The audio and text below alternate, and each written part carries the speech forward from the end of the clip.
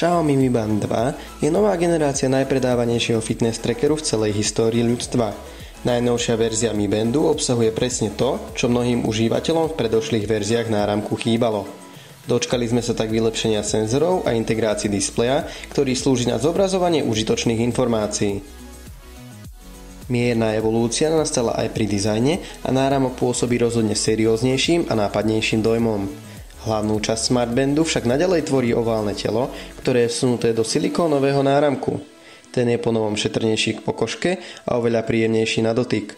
Oválne telo novinky je oproti predchodcovi o niečo väčšie, čo však na ruke rozhodne cítiť nie je.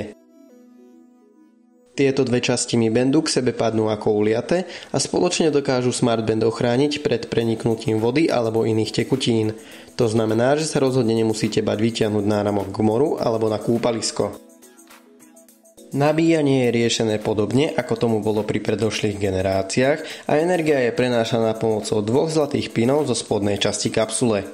Tá sa jednoducho nastokne do nabíjacieho adaptéra, ktorý je z druhej strany ukončený klasickou USB koncovkou.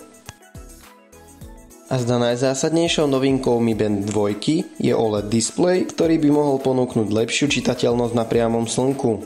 Zobrazuje čas, počet prejdených krokov, informácie o batérii alebo aj hodnotu tepovej frekvencie.